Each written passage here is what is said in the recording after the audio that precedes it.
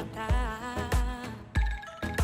Raih mimpimu juga cita-cita, generasi emas Indonesia. Profil pelajar Pancasila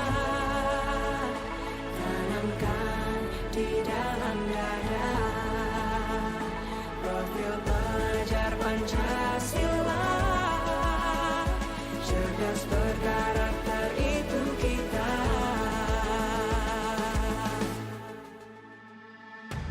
Beriman dan bertakwa pada Tuhan yang Maha Esa.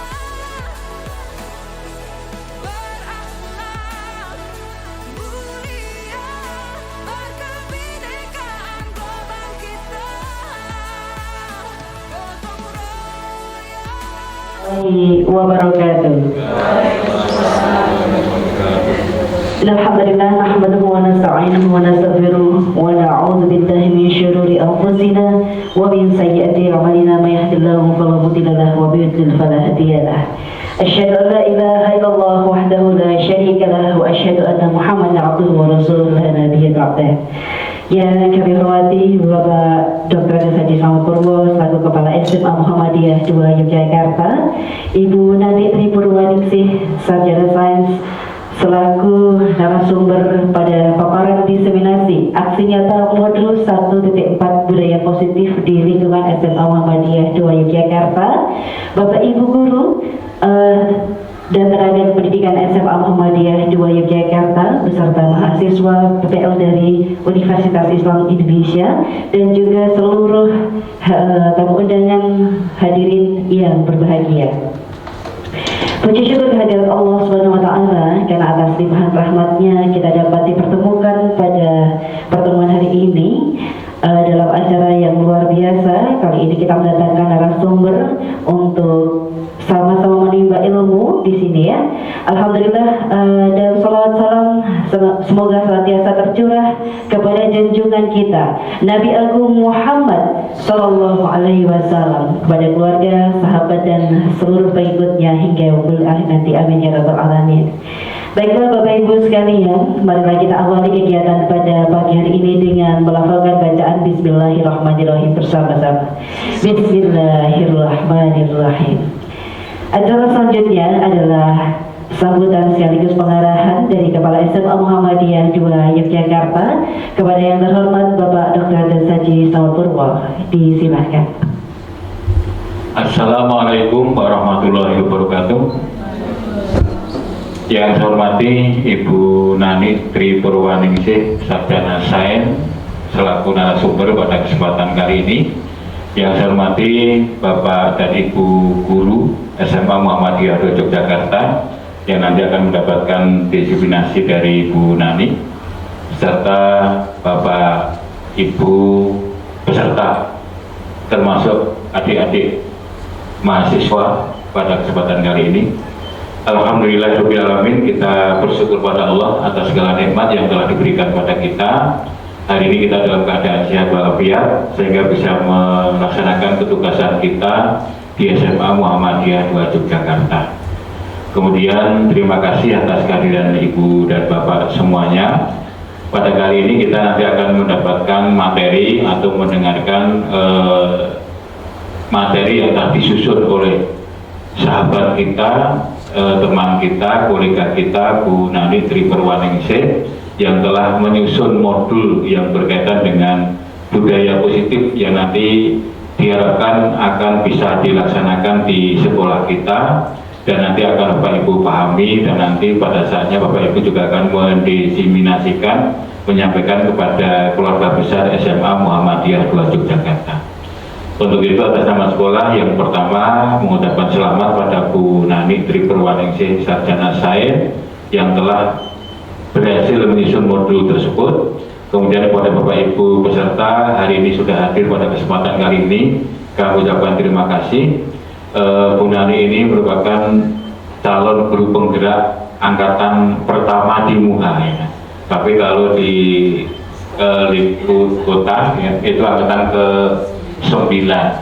Harapan kami nanti angkatan berikutnya akan bertambah, dan kemarin ada berita baik dari sekolah kita, cukup banyak yang bisa diikutkan dan terekrut dalam kegiatan tersebut. Nanti akan berikutnya nanti akan lebih banyak lagi. Dengan banyaknya guru penggerak di sekolah kita, nanti insya Allah perkembangan sekolah kita akan sesuai dengan harapan masyarakat, kemudian harapan dari pemerintah, dan juga pasti dari Persyarikatan Muhammadiyah. Untuk itu Bapak Ibu, mari kita simak apa yang akan disampaikan oleh Bu Nani kepada kita semua. Mudah-mudahan kita bisa memahami, kemudian bisa mengekspresikan dalam persekolahan kita di SMA Muhammadiyah 2 Yogyakarta. Barangkali itu yang kami sampaikan Bapak Ibu. Terima kasih atas perhatiannya. Sukses untuk SMA Muhammadiyah 2 Yogyakarta. Kita berikan aplaus untuk Bu Nani pada hari ini. Demikian, terima kasih. Assalamualaikum warahmatullahi wabarakatuh. Baik, diucapkan terima kasih kepada yang terhormat Bapak Profesor Suci Selamat Purwo yang telah menyampaikan sambutan sekaligus pengarahan untuk acara pada pagi hari ini.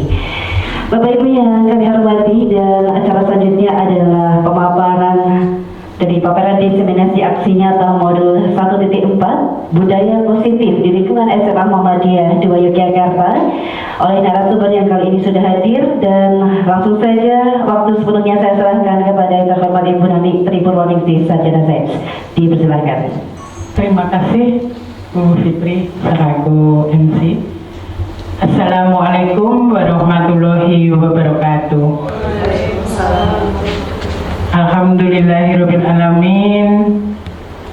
Saya haturkan terima kasih kepada ibu-ibu dan bapak yang telah hadir di ruangan ini untuk mendengarkan diseminasi saya tentang budaya positif yang merupakan salah satu tugas dari calon guru penggerak Angkatan 9 Kota Yogyakarta. Salawat dan salam kita curahkan kepada junjungan Nabi besar Muhammad Shallallahu Alaihi Wasallam yang akan kita nantikan syafaatnya di yaumul akhir. Untuk menuju Indonesia maju, itu ada tagline dari guru penggerak.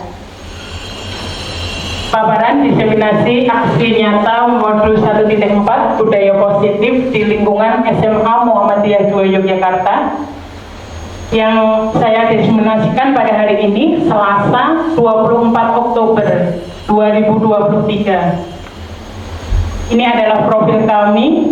Yang pertama, sebagai fasilitator saya adalah Ibu Surta Korita Ivana Panjaitan. Kemudian pengajar praktik saya adalah Bapak Andar Setiawan. Kemudian saya sendiri sebagai calon guru penggerak Angkatan 9 Kota Yogyakarta. Sebelum saya diseminasikan, sudah saya konsultasikan dengan Ibu Retno Sumirat selaku PLT Kepala Sekolah SMA Muhammadiyah 2 Yogyakarta, kemudian dengan Ibu Dwi Jayanti sebagai Koordinator BK. Sebelumnya pada hari Kamis tanggal 12 Oktober 2023 saya sudah melakukan visi dan prakarsa perubahan dengan melibatkan teman sejawat Bapak Ibu guru di SMA Muhammadiyah 2 Yogyakarta. Bapak Ibu guru yang saya hormati, di sini yang akan kita awali adalah perubahan paradigma di SMA Muhammadiyah 2 Yogyakarta. Bahwa Bapak Ibu, untuk membangun budaya yang positif, sekolah perlu menyediakan lingkungan yang positif, yang aman dan nyaman agar murid-murid mampu berpikir, bertindak, dan mencipta dengan merdeka, mandiri, dan bertanggung jawab. Salah satu strategi yang perlu ditinjau ulang adalah bentuk kedisiplinan, disiplin yang kita jalankan selama ini di sekolah kita. Saya mengambil dari Diana Gosen bahwa arti disiplin itu adalah belajar. Jadi dari sini pembahasan disiplin kali ini akan meninjau teori yang dikemukakan oleh Diana Gosen tadi. Sebelum kita gali lebih lanjut tentang teori disiplin, restitusi Jadi nanti kita memakai disiplin yang restitusi. Lazimnya disiplin itu dikaitkan dengan kontrol diri. Dalam hal ini kontrol guru dalam menghadapi murid-muridnya. Karena memang kita di sekolah itu berhubungan langsung dengan murid. Konsep disiplin positif dan motivasi. Kebanyakan guru sangat tertarik dengan topik pembahasan tentang disiplin. Mereka berpendapat bahwa kalau saja anak-anak bisa disiplin, pasti mereka akan bisa belajar. Itu pasti. Saya pun seperti itu. Asal disiplin, kamu pasti bisa belajar. Para guru juga berpendapat bahwa mendisiplinkan anak-anak itu adalah bagian yang paling menantang dari sebuah pekerjaan kita. Makna kata disiplin itu yang terbayang di benak Bapak Ibu semua. Ketika kita mendengar kata disiplin, apa yang terbayang di benak Bapak Ibu semua? Kebanyakan orang akan menghubungkan kata disiplin itu dengan tata tertib, teratur, dan kepatuhan pada suatu peraturan. Seperti itu. Jadi, kata disiplin nanti akhirnya berhubungan dengan suatu hukuman. Seperti itu. Karena belajar tentang disiplin positif itu tidak harus memberi hukuman, Bapak Ibu. Justru ini adalah salah satu alternatif terakhir yang kalau perlu kita gunakan, kita tidak menggunakan sama sekali kata hukuman itu. Seperti itu. Jadi kita belajar bersama. Kita mulai, insya Allah kalau kita bareng-bareng memulai, kita sama-sama, kita serentak untuk memulai menyamakan visi dan misi, itu kedepannya SMA Muhammadiyah 2 Yogyakarta terus berjaya. Dalam budaya kita, makna kata disiplin dimaknai menjadi sesuatu yang dilakukan seseorang pada orang lain untuk mendapatkan kepatuhan. Kita cenderung menghubungkan kata disiplin dengan ketidaknyamanan. Karena dia tidak disiplin, akhirnya dia tidak nyaman, seperti itu. Menurut Bapak Pendidikan kita yang pertama, Ki Hajar Dewantoro, sebagai memang sebelum kita ke lebih jauh untuk di dalam guru penggerak, itu kita akan mengembalikan pendidikan di Indonesia itu seperti tuntunan dari Ki Hajar Dewantoro. Di mana ada kemerdekaan, disitulah harus ada disiplin yang kuat. Sungguh pun disiplin itu bersifat pribadi, kita sendiri yang mewajibkan kita dengan sekeras-kerasnya. Tetapi itu sama saja, sebab jikalau kita tidak cakap melakukan disiplin pribadi, wajiblah penguasa lain mendisiplinkan kita. Jadi muara disiplin itu harus lahir dari diri masing-masing. Di situ Ki Hajar menyatakan bahwa untuk mencapai kemerdekaan atau dalam konteks pendidikan, untuk menciptakan murid yang merdeka, syarat utamanya harus ada disiplin yang kuat. Disiplin yang dimaksud adalah disiplin diri yang memiliki motivasi internal. Jika kita tidak memiliki motivasi internal, maka kita memerlukan pihak lain untuk mendisiplinkan kita atau mencari motivasi eksternalnya, karena berasal dari luar, bukan lagi dari diri kita sendiri. Kembali ke tugas Bapak Ibu Guru, tugas kita semua sebagai pendidik, justru tujuan kita itu adalah menciptakan anak-anak yang memiliki disiplin diri, sehingga mereka bisa berperilaku dengan mengacu pada nilai-nilai kebajikan universal, memiliki motivasi intrinsik, yaitu motivasi yang berasal dari dirinya sendiri, bukan kita paksa, seperti itu. Oke, berikutnya adalah untuk menuju ke keyakinan kelas. Selama ini saya sendiri pun itu baru sampai kesepakatan kelas. Jadi dari kesepakatan kelas itu akan kita wujudkan. Baru akhir-akhir ini pun saya mengubah dari kesepakatan kelas yang sudah kita buat pertama kali, itu saya bawa ke keyakinan kelas. Setiap tindakan atau perilaku yang kita lakukan di dalam kelas dapat menentukan terciptanya sebuah lingkungan yang positif. Lingkungan yang positif tadi yang akan membentuk untuk menjadikan anak-anak didik kita berkembang secara maksimal. Perilaku warga kelas tersebut menjadi sebuah kebiasaan yang akhirnya membentuk sebuah budaya positif. Untuk terbentuknya budaya positif, pertama-tama perlu diciptakan dan disepakati keyakinan-keyakinan atau prinsip-prinsip dasar bersama di antara para warga kelas itu. Sekarang gini, mengapa keyakinan kelas? Mengapa tidak peraturan kelas? Misalkan ini, mengapa kita memiliki peraturan tentang penggunaan helm pada saat mengendarai sepeda motor? Ada kenyataannya seperti itu. Karena apa? Karena demi keselamatan. Lah, keselamatan ini yang kita jadikan keyakinan kelas. Jadi kita yakini, bukan kesepakatan. Kalau kesepakatan dan Pak Polisi kan biar saya tidak dapat hilang kan gitu. Kemudian pada saat pandemi kemarin, kita rame-rame menggunakan masker. Kita selalu cuci tangan setiap menit. Nah, mengapa kita memiliki peraturan tentang penggunaan masker dan mencuci tangan setiap saat? Dari situ kita harus menurunkan sebuah keyakinan kelas yang kita yakini, yaitu demi keselamatan dan atau kesehatan.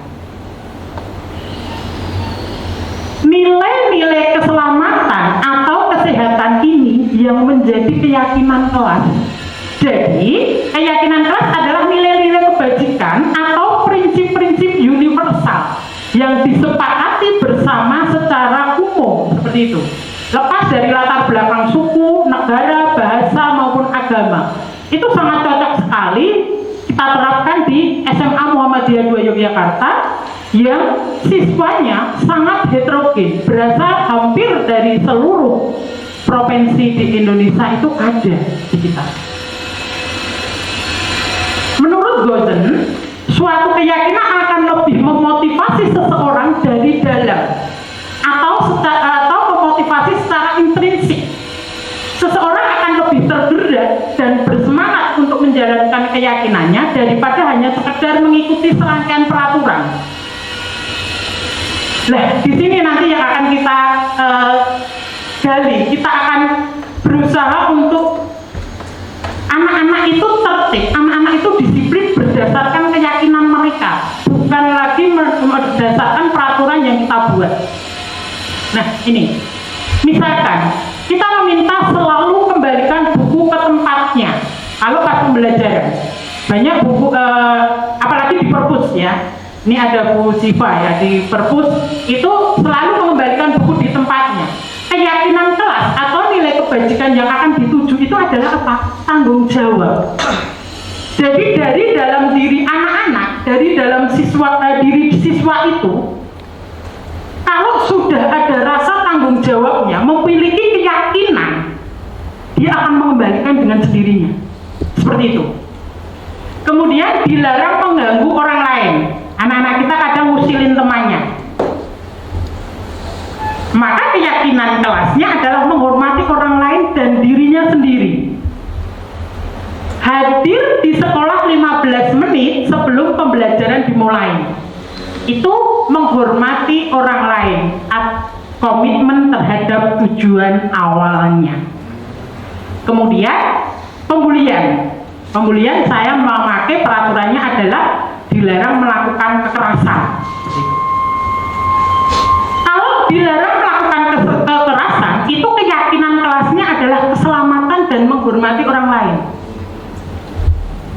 Bergantian atau menunggu giliran, budaya antri. Kalau budaya antri itu adalah menghormati orang lain dan kesabarannya, keyakinannya. Ya, misal kita waktu anak itu melakukan kesalahan dan posisi kita sebagai wali kelasnya, kita membantu. Kemudian pada saat anak itu harus pindah ke jenjang berikutnya, selanjutnya, dan kita sudah tidak wali kelasnya, itu anak akan merasa, ya kemarin aku dibantu oleh bapak ini, sekarang enggak lagi. Nah, itu adalah sisi negatif posisi kontrol kita sebagai teman. Posisi yang keempat itu adalah memonitor, berarti mengawasi. Pada saat kita mengawasi, kita bertanggung jawab atas perilaku orang-orang yang kita awasi. Posisi pemantau berdasarkan pada peraturan-peraturan dan konsekuensi. Dengan menggunakan sanksi atau konsekuensi, kita dapat memisahkan hubungan pribadi kita dengan murid. Sebagai seseorang yang menjalankan posisi pemantau, pertanyaan yang diajukan seorang pemantau biasanya gini, peraturannya apa? Apa yang telah kamu lakukan? Sanksi atau konsekuensinya apa? Jadi pada saat anak melanggar peraturan, kemudian kita sanksi dan konsekuensinya apa? Itu kita posisinya sebagai pemantau. Seorang pemantau sangat mengandalkan penghitungan catatan data yang dapat digunakan sebagai bukti atas perilaku seseorang. Itu posisi pemantau.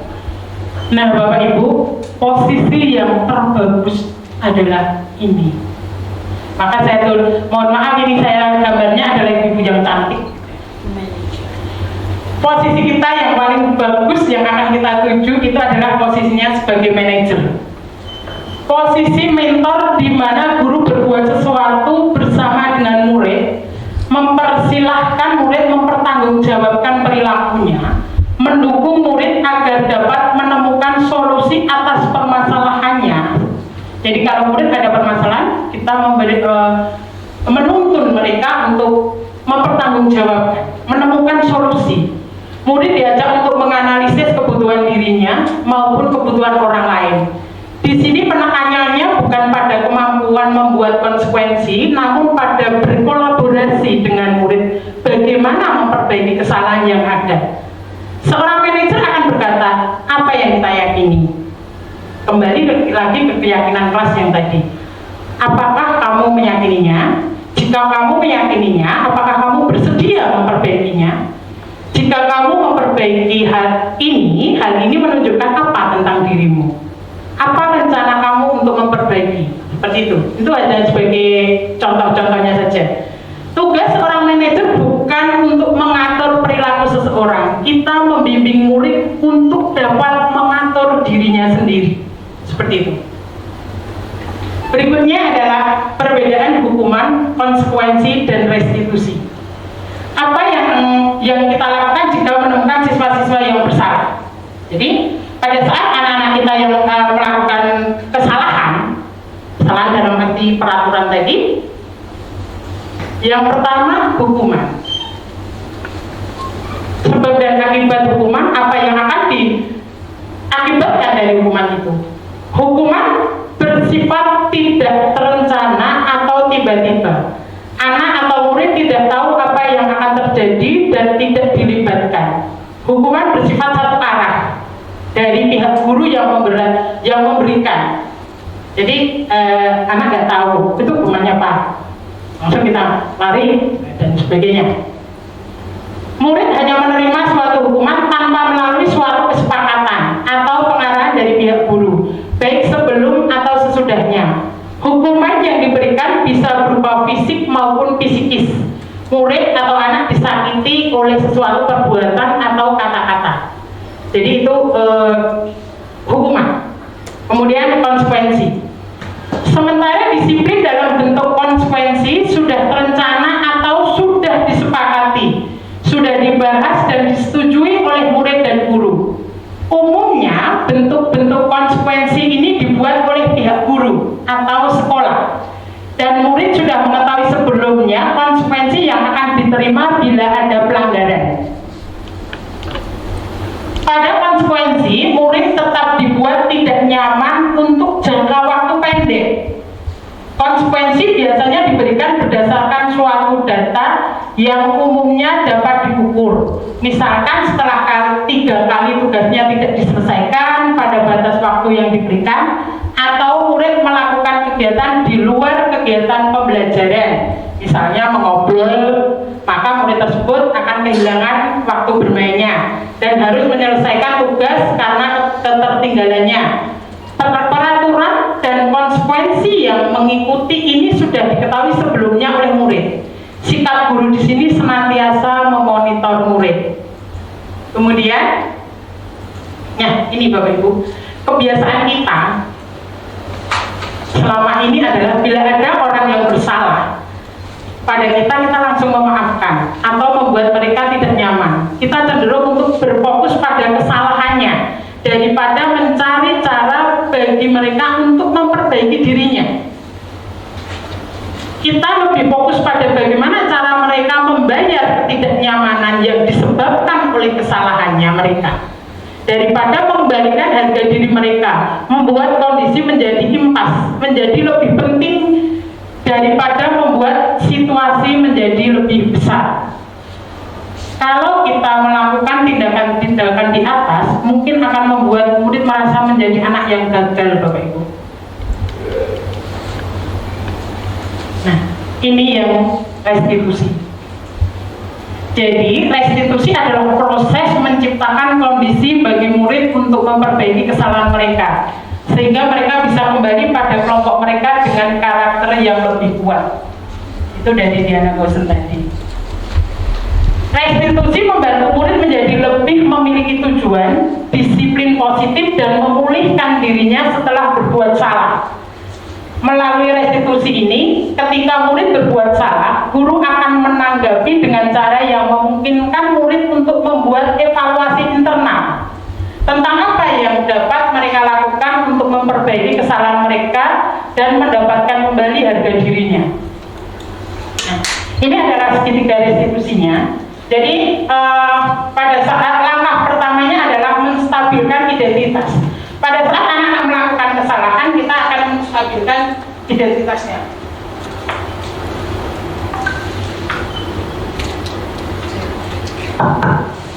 Oke. Dari menstabilkan itu, setiap orang pasti kita akan, jika anak melakukan kesalahan, kita akan bilang bahwa setiap orang pasti pernah melakukan kesalahan. Tahap ini kita akan bilang seperti itu. Anak kita panggil, kemudian setiap orang pasti pernah melakukan kesalahan. Atau kamu bukan satu-satunya yang pernah melakukan ini. Setelah kita menstabilkan identitas, kita akan validasi tindakan yang salah. Mengapa? Kamu tentu punya alasan mengapa melakukan itu. Kemudian, adakah cara yang lebih efektif untuk mendapatkan apa yang kamu butuhkan? Misalkan tadi anak si Jody yang perampas tadi. Dari situ, dari tindakan validasi tindakan yang salah, maka kita akan menanyakan keyakinan kelasnya, menanyakan keyakinan kamu ingin menjadi orang seperti apa, kelas kamu ingin seperti apa. Dari situ keyakinan kelas apa yang telah kita sepakati. Jadi pada awal-awal kita sudah membuat kesepakatan, dari kesepakatan itu kita buat keyakinan. Nah, dari situ Bapak Ibu kita menyelesaikan permasalahan tentang anak-anak. Berikutnya adalah menstabilkan identitas tadi, yang langkah awal bertujuan untuk mengubah. Jadi tujuannya tadi menstabilkan adalah untuk mengubah identitas anak dari orang yang gagal karena melakukan kesalahan menjadi orang yang sukses. Anak-anak yang sedang mencari perhatian adalah anak-anak yang sedang mengalami kegagalan. Jadi itu sering sekali dan banyak sekali. Berbuat salah itu tidak apa-apa. Tidak ada manusia yang sempurna. Saya juga pernah melakukan kesalahan seperti itu. Jadi ternyata kita ada unsur baiknya pada saat kita menceritakan masa lalu kita ke anak-anak. Dulu ibu juga pernah loh ngelakuin itu. Pada saat anak nyontek, kita bisa, dulu waktu SMA ibu juga pernah kok nyontek. Dari situ kita awal menstabilkan identitas. Jadi anak merasa tidak gagal dulu. Kita bisa menyelesaikan ini. Bapak Ibu tidak tertarik mencari siapa yang salah. Jadi Bapak Ibu hanya sekedar mengkonfirmasi. Jadi anak tidak merasa tersalahkan, tidak merasa tersudutkan. Kemudian kamu berhak merasa begitu. Apakah kamu sedang menjadi teman yang baik untuk dirimu sendiri? Apakah kamu baik-baik saja? Berikutnya adalah pada tahap yang kedua tadi di segitiga restitusi adalah validasi tindakan yang salah. Menurut teori kontrol, semua tindakan manusia, baik atau buruk, pasti memiliki maksud dan tujuan. Kalimat-kalimat di bawah ini mungkin terdengar asing buat guru, namun bila dikatakan dengan nada yang tanpa menghakimi, jadi datar, akan memvalidasi kebutuhan mereka. Padahal kamu bisa melakukan hal yang lebih buruk dari itu loh nak. Jadi misalkan anak kita dubuki koncone, padahal kamu bisa loh nak melakukan lebih buruk. Jadi kamu pasti punya alasan mengapa kamu melakukan itu. Itu sebagai contoh-contohnya. Kamu patut bangga pada dirimu sendiri karena kamu telah terlindungi. Kamu telah melindungi sesuatu yang merupakan harta buat kamu. Kamu boleh mempertahankan sikap ini, tapi kamu harus menambahkan sikap yang baru. Restitusi tidak menyarankan guru bicara ke murid bahwa melanggar aturan adalah sikap yang baik, tapi dengan restitusi, guru harus memahami alasan dan paham bahwa setiap orang pasti melakukan kegiatan atau melakukan sesuatu yang terbaik di waktu tertentu. Jadi kita juga tidak berarti kalau menurut restitusi itu kita boleh dong anak-anak melanggar, enggak, bukan seperti itu. Hanya saja kita tidak menghakimi. Kemudian menanyakan keyakinan kelas. Ketika identitas sukses telah tercapai, jadi langkah pertama tadi, dan tingkah laku yang salah telah divalidasi, langkah keduanya, maka anak akan siap untuk dihubungkan dengan nilai-nilai yang dia percaya, dia yakini, dan berpindah menjadi orang yang dia inginkan. Saya yakin seperti ini dan saya ingin seperti ini. Seperti itu. Pertanyaan-pertanyaan di bawah ini menghubungkan keyakinan anak dengan keyakinan kelas ataupun keyakinan keluarga. Misalkan ini di dalam konteks keluarga. Apa yang kita percaya sebagai kelas, apa yang kita inginkan, apa yang kita sepakati seperti itu. Kamu mau jadi orang seperti apa? Penting untuk menanyakan ke anak kehidupan seperti apa yang nantinya kamu inginkan. Jadi cita-citamu itu nanti akan seperti apa? Apakah kamu ingin menjadi orang sukses, bertanggung jawab, atau orang yang bisa dipercaya? Nah, jadi dari identitas gagal kemudian ke identitas sukses. Kalau hukuman sesuatu yang menyakitkan itu harus terjadi. Jadi orang dihukum itu pasti ada sesuatu yang menyakitkan harus terjadi. Menjadikan tidak nyaman untuk murid, anak untuk jangka waktu yang panjang. Merasa menjadi korban mendapatkan keadilan, murid atau anak akan tersakiti. Itu akibat hukuman. Kemudian akibat dari konsekuensi, sesuatu itu pasti terjadi, sesuatu yang harus terjadi. Misalkan kita terlambat, konsekuensinya adalah literasi. Nah, itu kan sesuatu harus terjadi. Tidak nyaman untuk murid atau anak untuk jangka waktu pendek. Jadi anak-anak akan merasa dalam jangka waktu pendek itu dia merasa tidak nyaman. Mungkin kalau pas literasi di foto, nah itu kan mereka mungkin ada anak yang merasa tidak nyaman. Untuk korban biasanya merasa bisa diabaikan, murid atau anak dibuat tidak nyaman. Jadi memang mereka tidak nyaman. Dengan restitusi, ini merupakan pilihan menguatkan anak dalam jangka waktu yang panjang. Kata korban itu dapat mendapatkan ganti. Jadi yang menjadi korban itu nanti akan mendapatkan ganti. Jadi dia nanti mencapai impas tadi. Murid atau anak akan mendapat penguatan. Berikutnya ini masih sama, dari identitas gagal menuju identitas sukses, dari sebuah hukuman, konsekuensi, dan restitusi. Kemudian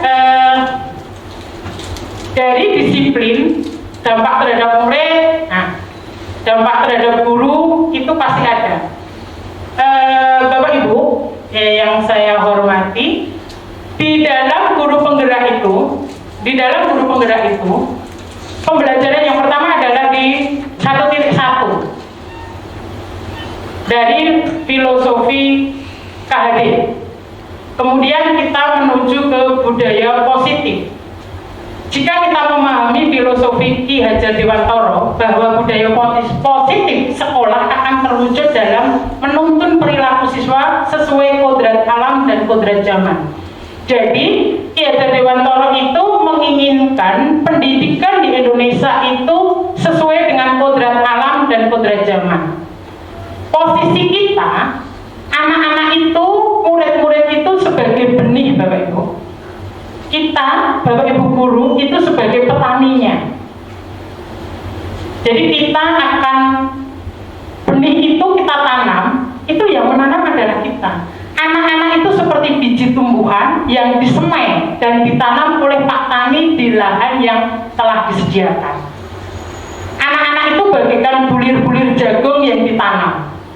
Bila biji jagung ditempatkan di tanah yang subur dengan mendapatkan sinar matahari, pengairan yang baik, maka meskipun biji jagung itu tadi rusak, misalkan, akan tumbuh menjadi yang baik. Sekarang ini Bapak Ibu, saat kita, Bapak Ibu, panjenengan semua sebagai petaninya, ada bibit jagung. Bibit jagungnya itu hibrida, yang unggul. Kalau Pak Taninya itu mengerjakannya leda-lede, santai-santai, apakah nanti jagung itu akan tumbuh sempurna sesuai keinginan kita, jagung yang bertongkol banyak dan gemuk-gemuk? Ya, tidak kan? Jadi kita itu yang menentukan sebenarnya, kita menentukan. Jadi bibit jagung yang kurang baik juga dapat tumbuh dengan baik dengan perhatian dan perawatan kita. Pak Taninya itu merawat dengan baik, disirami, dipupuk, disemprot, itu bibit yang tidak baik akan menjadi baik. Begitu juga sebaliknya, untuk bibit yang baik, kalau Pak Taninya itu lupa tidak nyirami, lupa tidak memberikan bibit, tidak memberikan obat-obatan, lah jagungnya juga akan busuk, kan seperti itu, nggak tumbuh, itu bisa. Jadi kita itu harus membutuhkan bibit-bibit itu akan tumbuh dengan baik, membutuhkan tangan dingin dari Pak Tani, seperti itu. Dengan demikian sebenarnya meskipun biji jagung yang disemai adalah bibit berkualitas baik, namun tumbuh di lahan yang gersang dan tidak mendapatkan pengairan, cahaya yang baik itu dia akan gersang, dia tidak akan tumbuh. Intinya dari pembelajaran Ki Hajar Dewantara itu adalah kita itu harus mewujudkan, harus menuntun perilaku siswa sesuai kodrat alam dan kodrat zaman. Maka kita kembalikan ke budaya positif tadi, karena budaya positif sekolah itu akan terwujud dalam menuntun perilaku anak sesuai dengan kodrat alam dan kodrat zaman. Seperti itu. Jadi untuk adalah dari segitiga restitusi. Oke. Saya kembalikan ke MC, demikian yang bisa saya sampaikan dari MC. Kalau ada pertanyaan dari Bapak Ibu. Baik, terima kasih atas paparan dari Ibu Nanetri Purwoningsih Sarjana Sains. Baik Bapak Ibu, kami persilahkan jika ada hal yang ingin ditanyakan atau ingin didiskusikan bersama, kami persilahkan baik dari Bapak Ibu guru maupun Dadik ataupun dari teman-teman mahasiswi BPL. Disilahkan, monggo, kami persilahkan jika ada pertanyaan. Oke, baik, Ibu Dwi Kurniatun, Magister Pendidikan, kami persilahkan untuk menyampaikan pertanyaan.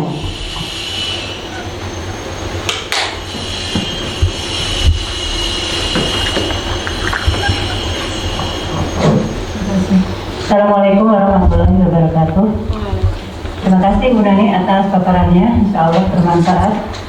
Satu yang saya tanyakan, tadi Bu Nani menyampaikan tentang membuat keyakinan kelas ya. Iya. Nah yang saya tanyakan, bagaimana teknis membuat keyakinan kelas sehingga bisa dilaksanakan secara kompak dan bisa ditaati oleh kelas tersebut. Terima kasih. Assalamualaikum warahmatullahi wabarakatuh. Oke, terima kasih Bu Dwi. Pertanyaannya adalah bagaimana kita membuat keyakinan kelas. Keyakinan kelas itu berdasarkan kesepakatan kita. Jadi waktu awal itu kita membuat kesepakatan kelas.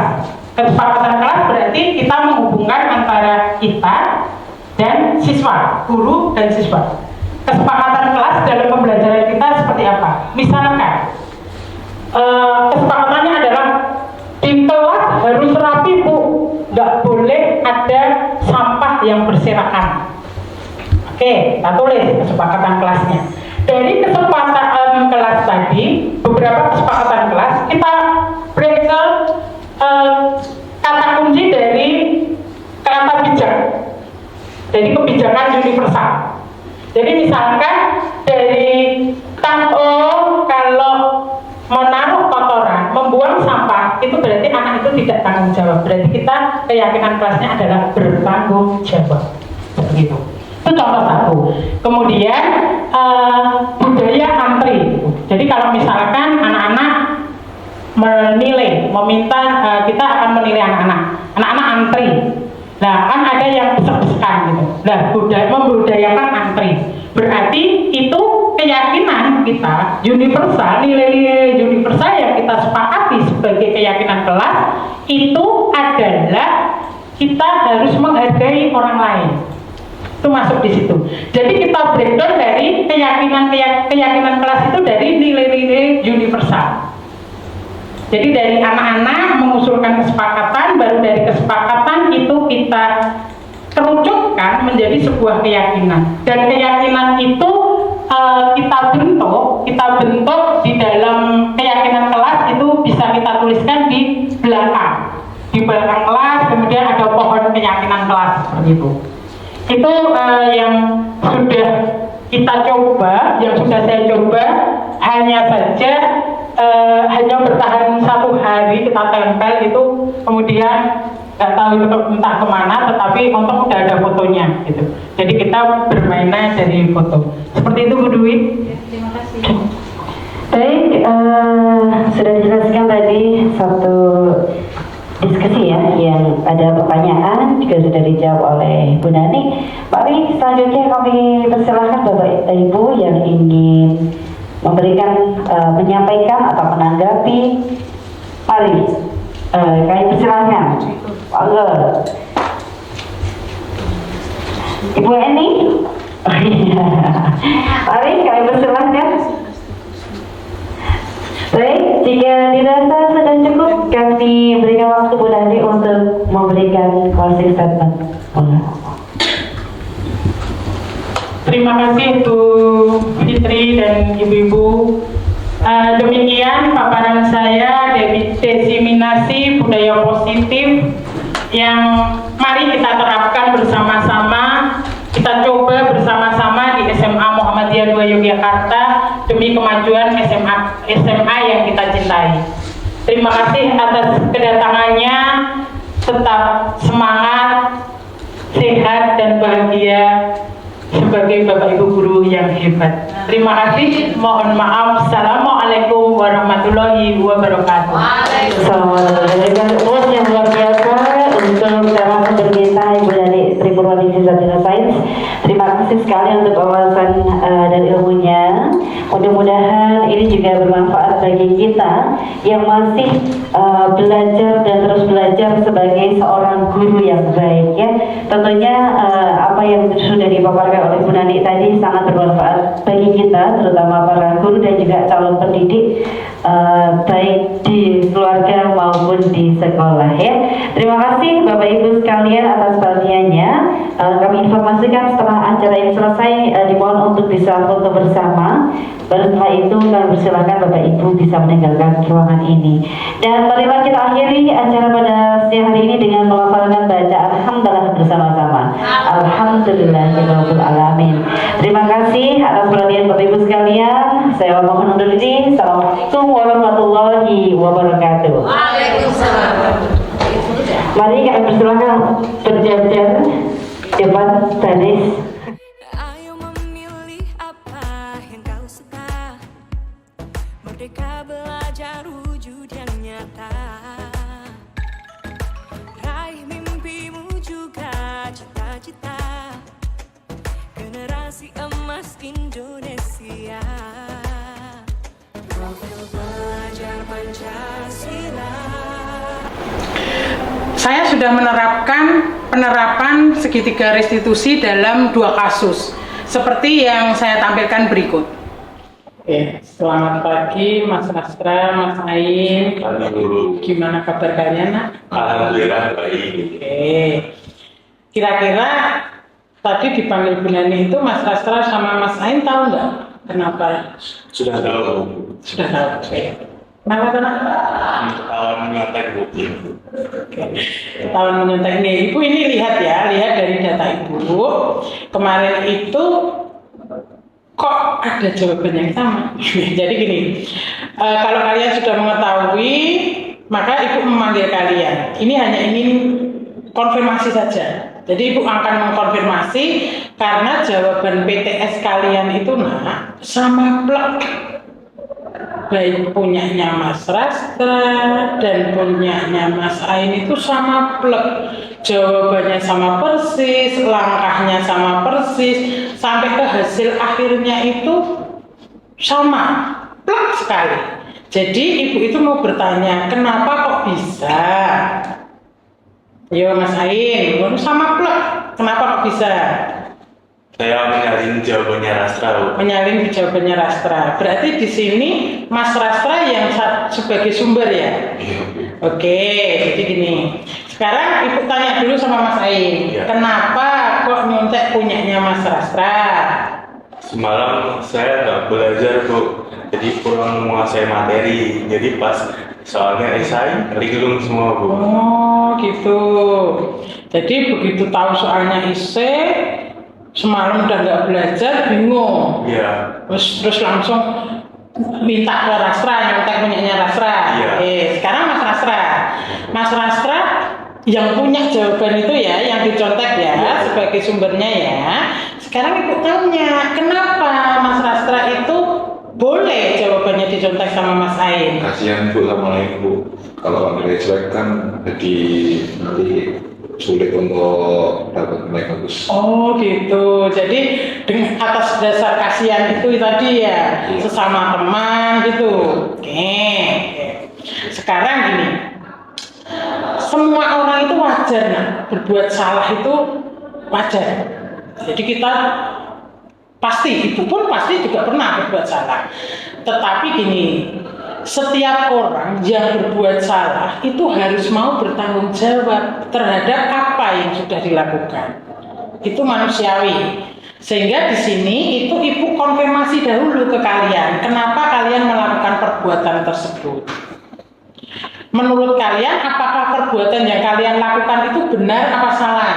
Salah Bu. Salah ya, menyontek itu tadi salah ya. Iya. Apalagi pada saat ujian itu salah. Oke. Lah, kenapa salah? Sekarang. Ya, Kenapa salah? Karena nyontek itu nggak percaya diri. Oh iya, karena menjadi nggak percaya diri gitu. Oke, Mas Ain juga mesti gitu ya. Perbuatan menyontek itu bukan perbuatan yang baik gitu. Iya. Oke, sekarang gini. Kalau sudah tahu berarti kan kedepannya kalian harus mempersiapkan apa yang harus kalian siapkan biar nilainya nggak jelek, terus kalian nggak nyontek, kan gitu. Berarti kalian harus apa? Belajar, Bu. Belajar lebih giat. Oke, sekarang Mas Rastra dan Mas Ain ingat nggak waktu Bu Nani awal-awal mengajar di kelas kalian 12 ya? 12 IPA 1. Itu kita sudah membuat kesepakatan kelas. Yang kesepakatan kelas itu isinya adalah suatu keyakinan kelas kita yang sudah disepakati bersama, Iya. ditandatangani oleh ketua kelas. Ketua kelas kalian siapa? Rastra. Nah, berarti Mas Rastra yang tanda tangan kan? Iya. Berarti Mas Ain warganya berarti ikut menjadi saksi kan? Iya. Masih ingat ya berarti ya? Berarti di situ ada nggak kalimat tidak boleh menyontek itu ada nggak? Ada. Oke, bagus. Berarti kalian sudah tahu, kalian sudah mengkonfirmasi data bahwa kedepannya itu kalian tidak boleh melakukan itu lagi, kan gitu. Perbuatan itu nggak boleh dilakukan, nggak boleh nyontek. Oke, gitu ya? Iya, Bu. Atau mau nyontek lagi? Enggak, Bu.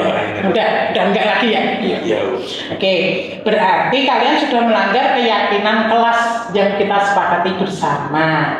Dan sekarang kalian sudah berjanji untuk tidak mengulangi lagi. Oke, sekarang sarannya ibu adalah biar kalian tidak nyontek, itu kalian harus mempersiapkan diri baik-baik, belajar sebaik mungkin sehingga pada saat ulangan kalian percaya diri, tidak nyontek, gitu ya. Oke, terima kasih jawabannya atas konfirmasi tentang masalah ini. Dan ibu berdoa semoga kalian benar-benar melakukan kesepakatan kelas yang sudah menjadi keyakinan kelas ini, kelas kalian bersama teman-temannya itu sudah yakin bahwa kita sudah melakukan kesepakatan dan akan melakukan sesuai dengan kesepakatannya, sesuai dengan hal yang diyakini. Seperti itu nggih? Oke, ibu doakan semoga Mas Rastra, Mas Ain juga teman-teman yang lain sukses ke depannya, bisa meraih cita-cita apa yang menjadi impiannya, gitu ya. Besok ke kuliah di tempat yang sesuai dengan keinginannya, seperti itu. Oke, terima kasih. Sepertinya hanya itu ibu tadi memanggil itu tujuannya adalah konfirmasi apa yang sudah ibu temukan dari hasil PTS itu. Gitu ya nak ya. Oke, terima kasih. Ya, sekarang kembali ke kelas. Ibu pokoknya ngucapin terima kasih dan ibu yakin kalian sudah berjanji untuk tidak mengulangi lagi sehingga tidak akan terjadi kejadian seperti ini. Menyontek lagi. Gitu ya. Oke, terima kasih. Kembali ke kelas. Ya.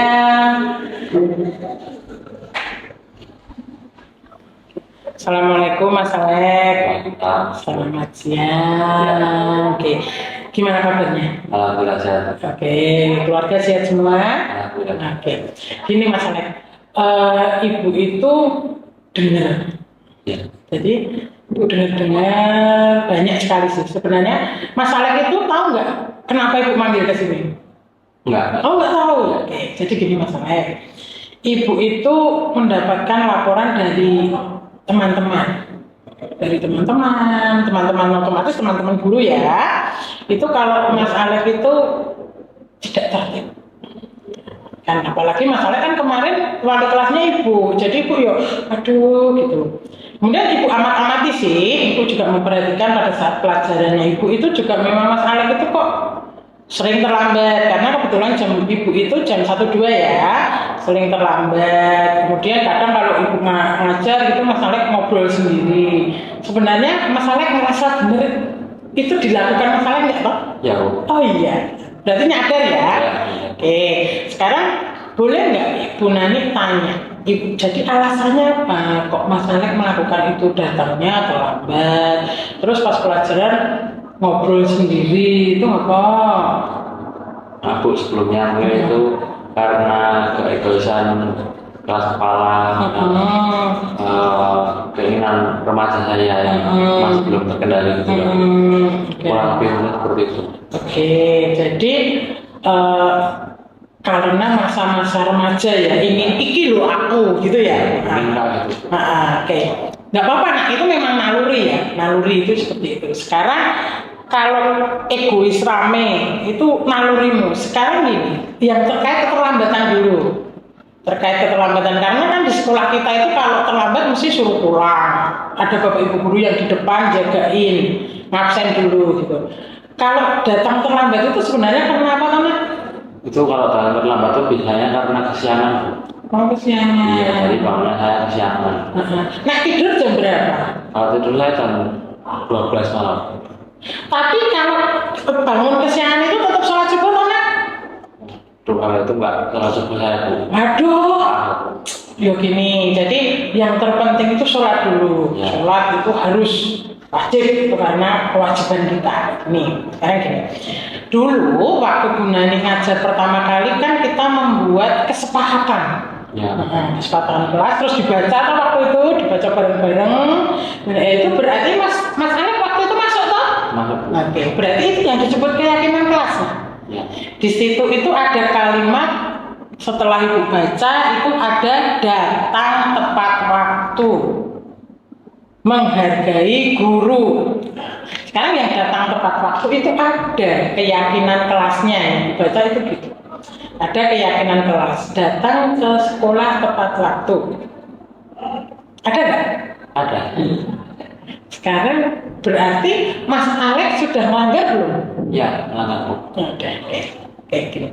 Sekarang Ibu ingin tahu kalau itu dianggap Mas Alex sesuatu yang salah, berarti mau diulangi lagi apa enggak? Insya Allah enggak. Insya Allah enggak. Terima kasih ya. Sekarang gini, kalau tidak berarti Mas Alex harus ingat-ingat keyakinan kelas tadi ya. Termasuk satu di antara yang paling utama dulu adalah datang tepat waktu, jadi tidak terlambat. Kemudian kalau pas pelajaran tidak ngobrol sendiri, dalam artian menghargai guru, karena guru itu adalah orang tuamu di sekolah. Ingat bahwa ridhonya Allah itu juga tergantung pada ridho orang tua, ridhonya ibu. Itu ya. Oke, sekarang Mas Alex berarti berjanjinya apa? Untuk tidak apa? Tidak terlambat dan tetap menghargai guru. Tidak terlambat dan tetap menghargai guru. Oke, baik. Sekarang Mas Alex, Ibu ngucapin terima kasih. Mas Alex sudah berjanji dan Ibu pinginnya Mas Alex memegang janji itu. Keyakinan kelas itu dipegang teguh dan dilakukan. Ibu berpesan ke depan kamu harus jadi lebih baik lagi, apalagi anak pertama. Harus memberikan contoh ke adik-adiknya, menghormati guru, karena guru itu adalah orang tuamu, memanfaatkan waktu mudamu sebaik-baiknya untuk meraih cita-citamu yang ke depan. Itu cita-citanya pengen jadi apa toh? Pengen jadi musisi Bu. Oh, pengen jadi musisi itu harus tepat waktu. Jadi kalau di jobnya jam sekian ya jam sekian harus sudah siap. Ya. Untuk on gitu. Gitu ya? Oke, ya sudah. Kalau sudah, terima kasih atas konfirmasinya. Ibu sudah tahu dan Mas Alex sudah berjanji untuk tidak mengulangi lagi. Terima kasih ya. Sekarang kembali ke kelas. Ingat hargai guru. Ya. Oke, terima kasih. Kalau begitu, silakan kembali ke kelas. Assalamualaikum Bu. Waalaikumsalam.